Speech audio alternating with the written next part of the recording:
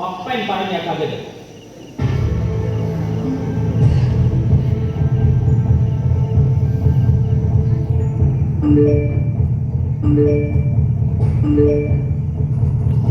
നമ്മൾ ഇന്ത്യയിലെ ജനങ്ങൾ ഇന്ത്യയെ ഒരു പരമാധികാര സ്ഥിതി സമത്വ മതനിരപേക്ഷ ജനാധിപത്യ റിപ്പബ്ലിക്കായി സംവിധാനം ചെയ്യുന്നതിനും ഇന്ത്യയിലെ എല്ലാ പൗരന്മാർക്കും സാമൂഹികവും സാമ്പത്തികവും രാഷ്ട്രീയവുമായ നീതി, ചിന്ത, ആശയാവിഷ്കാരം, വിശ്വാസം, മതനിഷ്ഠ, ആരാധന എന്നിവയ്ക്കുള്ള സ്വാതന്ത്ര്യം, സ്ഥാനമാനങ്ങൾ, അവസരങ്ങൾ എന്നിവയുള്ള സമത്വം എന്നിവ ഉറപ്പുവരുത്തുന്നതിനും വ്യക്തിയുടെ അന്തസ്സും രാഷ്ട്രത്തിന്റെ ഐക്യവും അഖണ്ഡതയും ഉറപ്പുവരുത്തുന്ന സാഹോദര്യം എല്ലാവരിലും വളർത്തുന്നതിനും ദൃഢനിശ്ചയം ചെയ്തുകൊണ്ട് നമ്മുടെ ഭരണഘടനാ സഭയിൽ വെച്ച് ഇന്ന് 1949 നവംബർ 26-ാം തീയതി ഈ ഭരണഘടനയെ അംഗീകരിക്കുകയും നിയമമാക്കുകയും നമുക്കായി തന്നെ സമർപ്പിക്കുകയും ചെയ്യുന്നു. ഇന്ത്യൻ ഭരണഘടന ആർട്ടിക്കിൾ 51A(h) ശാസ്ത്രാവബോധവും മാനവികതയും അന്വേഷണത്വരയും പരിഷ്കരണ ബോധവും വളർത്തുക എന്നത് ഇന്ത്യയിലെ ഏതൊരു പൗരന്റെയും കടമയാണ്.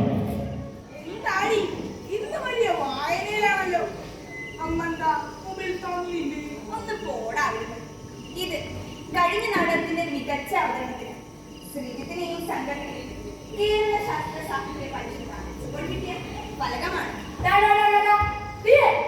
ഇവിടെ നോക്കൂ, ഇവിടെ ഈ ശ്രീജിത്താരാണ് നിനക്കൊക്കെ അറിയോളാം. ഈ ഞാനാടാ.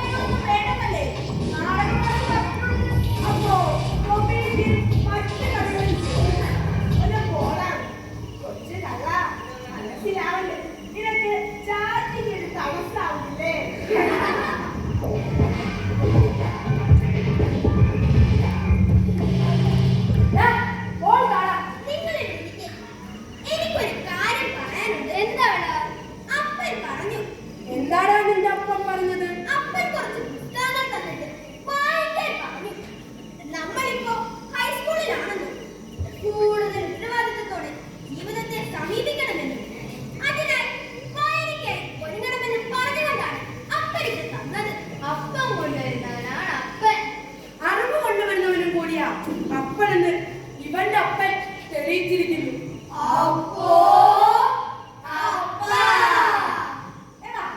നമ്മൾ എപ്പോഴെങ്കിലും ചിന്തിച്ചിട്ടുണ്ടോ ഒരപ്പന്റെ ധർമ്മങ്ങളെ പറ്റി? ഇല്ല, ഒരിക്കലുമില്ല. നമുക്ക് ഇതിട്ട് കുത്താൻ തന്നെ നേരമില്ല. അന്നവും വസ്ത്രവും കിടപ്പാടവും പഠന സാമഗ്രികൾക്കും അപ്പുറത്ത് ഒരപ്പന് മക്കൾക്ക് വേണ്ടി എന്തെല്ലാം ചെയ്യാനാകും? ഇത് തന്നെയാണ് അതിനുള്ള തെളിവ്. പുസ്തകം നന്നായാൽ മസ്തകം നന്നാവും. മദ്യപിച്ചും പുകച്ചും തുലച്ചും ഭോഗിച്ചും മാത്രം കഴിയുന്ന ചില പിതാക്കന്മാരെ ഞങ്ങൾ കാണുന്നുണ്ട്. ഞങ്ങളുടെ ചില കൂട്ടുകാരുടെ പിതാക്കന്മാരാണ് അവർ.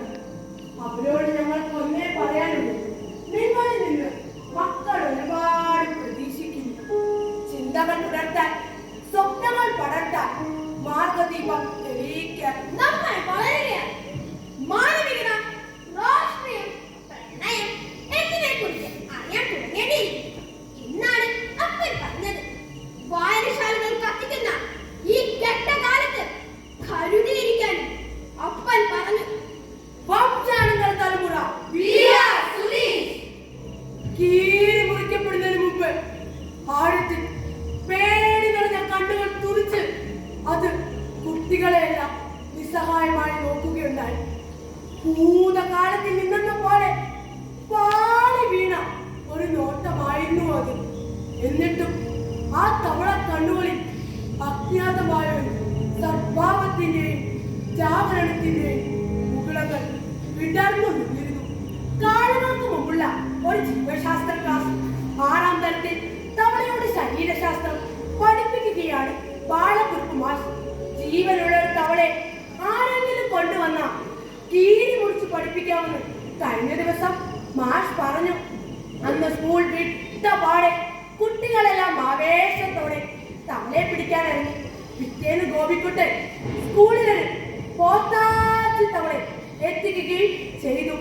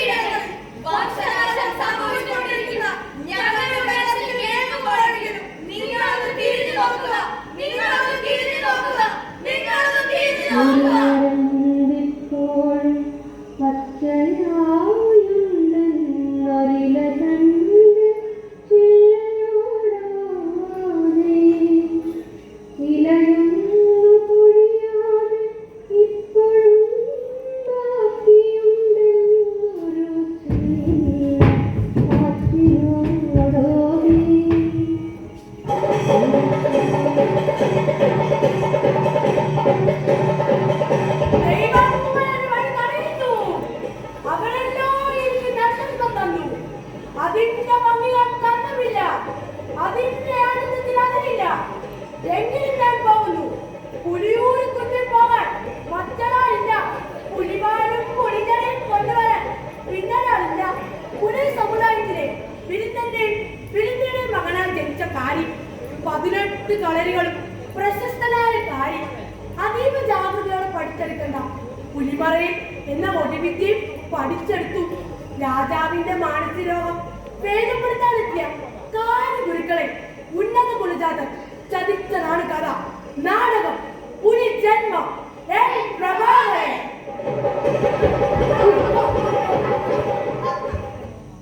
വാഴുന്നോർക്ക് ഭ്രാന്ത്, മറ്റുള്ളവർക്കൊക്കെ ആദി. അതിന് വഴിയെന്തുണ്ട് നിങ്ങളെ?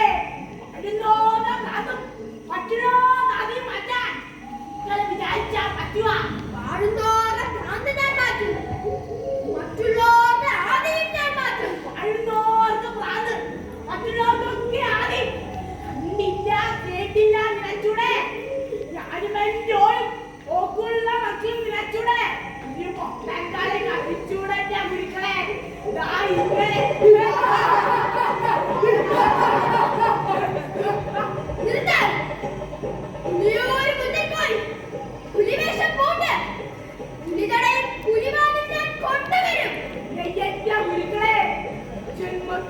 പുലിജന്മം അത് വേണോ ഗുരുക്കളെ? ആടുന്നോറെ പ്രാർത്ഥനും മറ്റുള്ളവരുടെ ആദിക്കും മറ്റൊന്നില്ല. മരുന്നെന്തിന് ഗുരുക്കളെ? വായിച്ച നല്ലൊരു പ്രാന്തല്ലേ ഗുരുക്കളെ? ഇന്നാട്ടിലും മറുനാട്ടിലും അത് അങ്ങനെ തന്നെയല്ലേ ഗുരുക്കളെ? വാഴ്ചയുണ്ടെങ്കിൽ പ്രാന്ത് വേണം, വാഴ്ചയുള്ളവർക്കൊക്കെ ആദിയും വേണം. ഗുരുക്കൾ ഒരാൾ വിചാരിച്ച വേണ്ടുന്നത് വേണ്ടാതാവോ? എന്താ ഗുരുക്കളെ? വാഴുന്നോർക്ക് പ്രാന്ത്, മറ്റുള്ളവർക്കൊക്കെ ആദി ഒക്കെ ഒരു തോന്നലല്ലേ? കാര്യമൊക്കെ പോട്ടെ, ആർക്കാ ഇവിടിപ്പോ ആദി? പകലന്തിയോളം പണിത്തിരക്കല്ലേ? ഞാനായിക്കൊണ്ട് കടൽ കല്ലില്ലേ? പിന്നെ തെയ്യോ ചെറിയും മൂക്കി വിളിയിപ്പില്ലേ? പിന്നെ ആർക്കാ ഇവിടിപ്പോ ആദി?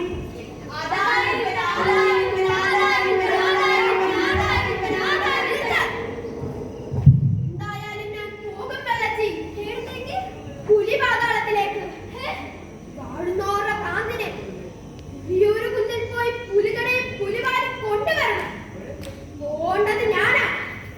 പുലിയായി ഞാൻ വരും. പുലിയാന്ന് കരുതി നീ പേടിച്ചോടി കളയരുത്. പുലിയായി ഞാൻ വന്നലറുമ്പോൾ അരിക്കാട് വെള്ളം നീ എന്നെ മേൽക്കൊഴിക്കണം. അടിമാച്ചിൽ കൊണ്ട് നീ എന്നെ അടിക്കണം. എന്നാലേ ഞാൻ കാരിയായി മാറു വെള്ളച്ചി. എന്നാലേ എന്റെ മനുഷ്യപോലെ തിരിച്ചു കിട്ടൂ വെള്ളച്ചി.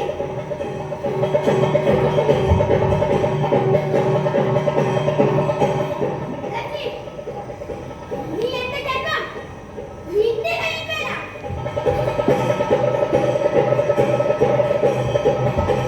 കഥ പറയുന്നവന് കഥയ്ക്ക് മീതെ ഒരു അധികാരവുമില്ല. ഒരു വേള അവനതിന്റെ പൊരുൾ അറിയുന്നുമില്ല.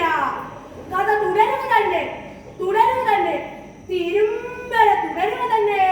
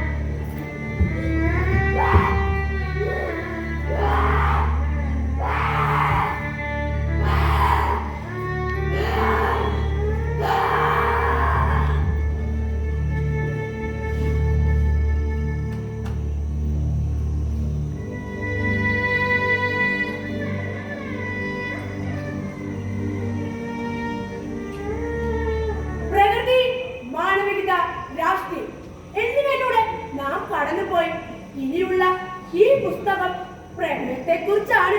അയ്യോ, പതുക്കെ പറ. പ്രണയം ചീത്തയാണെന്ന് പറഞ്ഞ് ഇപ്പൊ കുറെ സദാചാര പോലീസുകാർ. അല്ലടാ, പ്രണയം ചീത്തയല്ലെന്ന് ഉറക്കെ പറയാനാണ്. അപ്പൊ അപ്പൻ ഈ പുസ്തകം വായിക്കാൻ തന്നത്? നിന്റെ അപ്പനാടാ അപ്പൻ. അപ്പോ അപ്പ. പ്രണയിച്ചിട്ടില്ലാത്ത ആരെങ്കിലും ഉണ്ടാകുമോ? മനുഷ്യനെ സ്നേഹിക്കുന്നതിന് വേരിൽ വിലക്കുമുള്ള നാട്. സാക്ഷരത, സംസ്കാരം, എന്തൊക്കെ കോലാഹലങ്ങളാ. ഉമാമഹേശ്വര പ്രണയം, ശകുന്തള ദുഷ്യന്ത പ്രണയം, നളദമയന്തി പ്രണയം എന്നിങ്ങനെ പ്രണയകഥകളുടെ പ്രവാഹപടമാണ് കെവിന്റെ പ്രണയം. 1944 നിരോധിച്ച പുസ്തകമാണിത്. അന്നേയുണ്ടോ ഈ സദാചാര ദുർഭൂതങ്ങൾ? അങ്ങനെയുള്ള മാമ്പൽ തലകളെ പിടിച്ചറിയാനാണ് നമ്മൾ ഈ പുസ്തകം വായിക്കേണ്ടത്. പ്രേമലേഖനം വായിക്കാം മുഹമ്മദ് ബഷീർ.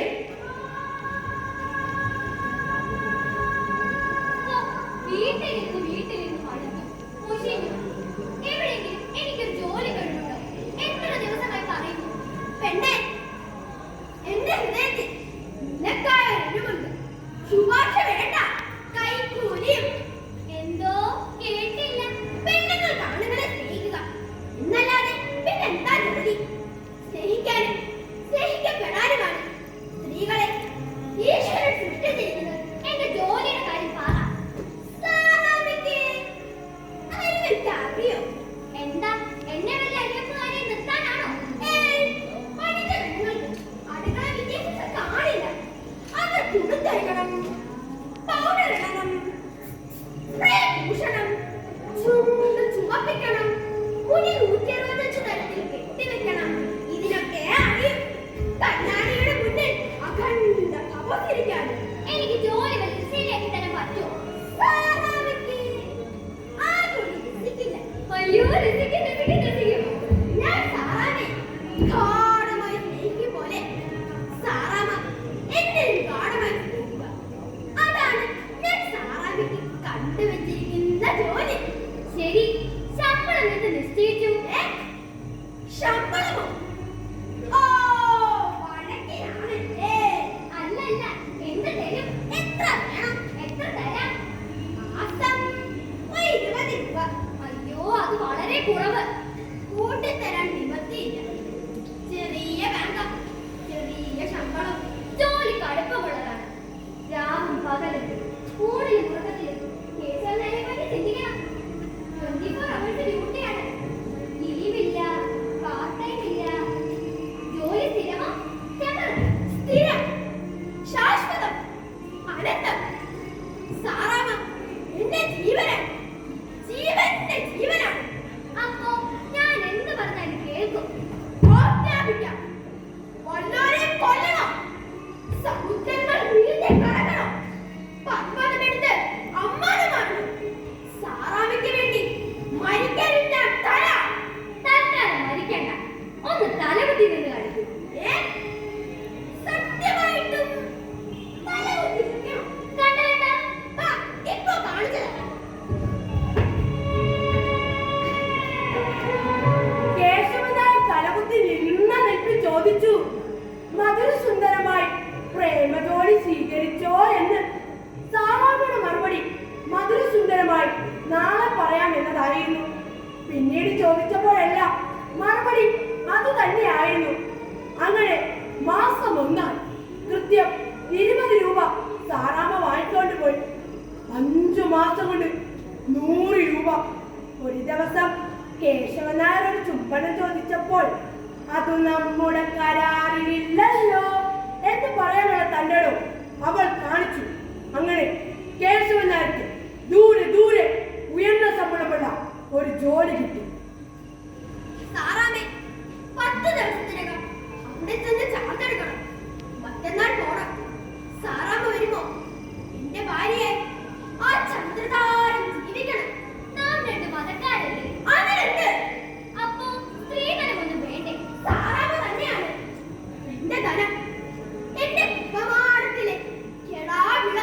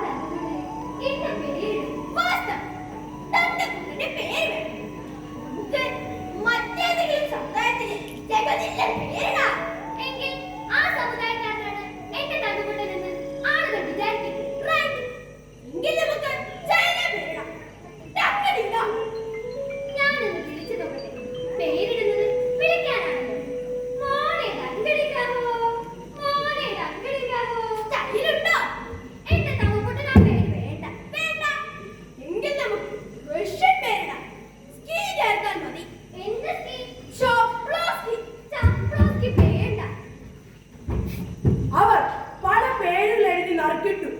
ഇന്ത്യ, ചെറുകഥ, കൊടുങ്കാറ്റ്, ആകാശം, കരിമീൻ, സമുദ്രം, വെള്ളിയാഴ്ച, ചെമ്മീൻകണ്ണൻ, മിഠായി, നക്ഷത്രം, തീനാളം.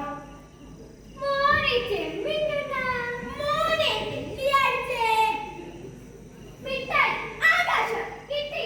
എന്റെ തങ്കക്കുട്ടന്റെ പേര് മിഠായി ആകാശം. പേര് കൂടെ നിർത്തടി. നമ്മുടെ തങ്കക്കുട്ടന്റെ പേര് ആകാശം മിഠായി, ശ്രീജിത്ത് ആകാശം മിഠായി, സഖാവ് ആകാശം മിഠായി. പ്രിയപ്പെട്ട അപ്പച്ചനും ബഹുമാനപ്പെട്ട ചിറ്റമ്മയും കൂടി വായിച്ചറിയാം.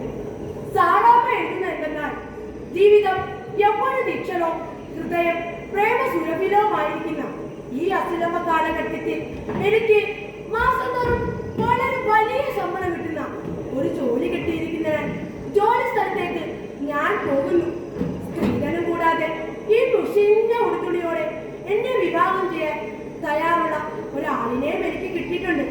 അദ്ദേഹത്തെ ഞാനും അദ്ദേഹം എന്നെ സ്നേഹിക്കുന്നത് കൊണ്ട് നിങ്ങൾ ഗാഢമായി ചിന്തിച്ച് മധുരോദാനമായി ഒരു മംഗളാശംസകൾ ഞങ്ങളെ അനുഗ്രഹിക്കണമെന്നും അഭ്യർത്ഥിച്ചുകൊണ്ട് അപ്പച്ചന്റെ ചിറ്റമേളി സാറാമ. ചായ് കോഫി ചായ് ചായ് കോഫി രണ്ട് ചായ്. ചായ, രണ്ട് കാപ്പി മതി. രണ്ട് ചായ മതി. രണ്ട് കാപ്പി മതി. രണ്ട് ചായ മതി. ചായ കോഫി ചായ് കോഫി ചായ് ചായ്. എന്നോട് നീക്കണ്ട. ഞാൻ ഇത്രയൊക്കെ ത്യാഗം സഹിച്ച് കൂടെ വന്നിട്ടും എനിക്ക് വേണ്ടി നിങ്ങൾക്ക് കാപ്പി പോലും കുടിക്കാൻ തയ്യാറായില്ലല്ലോ. എടീ ആകാശം മിഠായിയോട് തള്ളേ. ഞാൻ എന്ത് കാപ്പി ഉണ്ടാക്കും? സാരമില്ല, ഞാൻ പുറത്തു പോയി ചായ കുടിച്ചോളാം. പറ്റില്ല, തെറ്റിക്കൂ. ഞാൻ എന്തൊക്കെ ത്യാഗം ചെയ്തിരുന്നോ? നിങ്ങൾ എനിക്ക് വേണ്ടി എന്ത് ത്യാഗമാണ് ചെയ്തത്? പ്രിയപ്പെട്ട മായാമോഹിനി, മധുരസുരഭില സുന്ദര നിലാ വെളിച്ചമേ, പ്രേമിച്ച പെണ്ണിന് വേണ്ടി തലകുത്തി നിന്ന ആരുണ്ടടി ഈ ലോകത്ത്? ഇതിനേക്കാൾ ഉഷ്ണാകൻ ത്യാഗം ഏതാണ് പെണ്ണേ?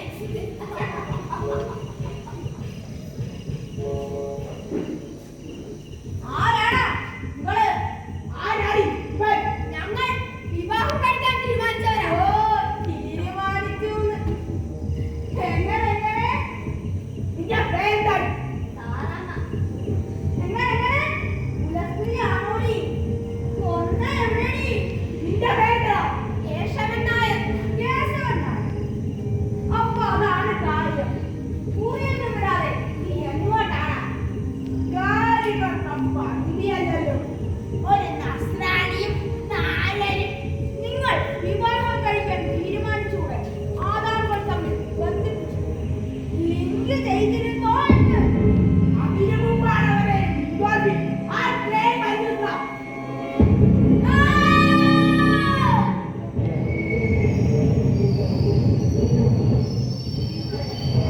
മിശ്രവിവാഹത്തെ പ്രോത്സാഹിപ്പിക്കുന്നു എന്ന കുറ്റം ചുമത്തി 1944 സർ-സി-പിയുടെ കോടതി നിരോധിക്കുകയും കണ്ടുകെട്ടുകയും ചെയ്ത പ്രേമലേഖനം എന്ന നോവൽ ഇന്നും സഹൃദയ ലോകം പ്രേമപൂർവ്വം നെഞ്ചേറ്റുന്നു. 70 കൊല്ലങ്ങൾക്കിപ്പുറം സി-പിയുടെ തടിക്കുണർച്ചക്കാർ നിരോധിക്കുന്നത് മനുഷ്യനെ തന്നെയാണ്.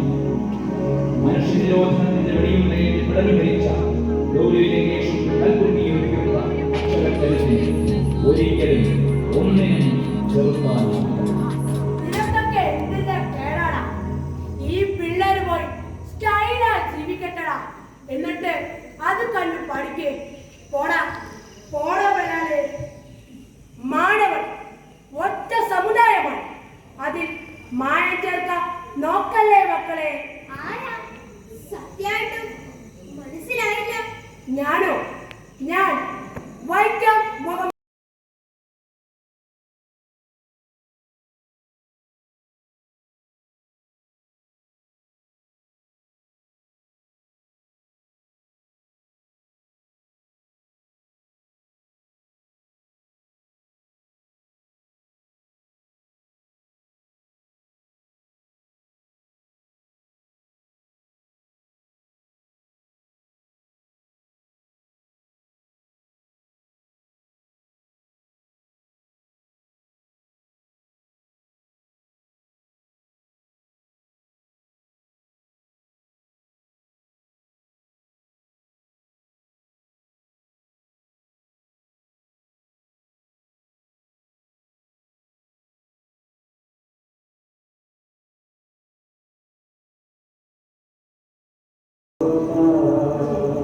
യൗവന ദീക്ഷണം ഇത് പ്രേമസ്വരൂപമായിരിക്കുന്ന ഈ അസുലഭ കാലഘട്ടത്തിൽ എൻ്റെ പ്രേയസിനെ എങ്ങനെ ഉപയോഗിക്കും?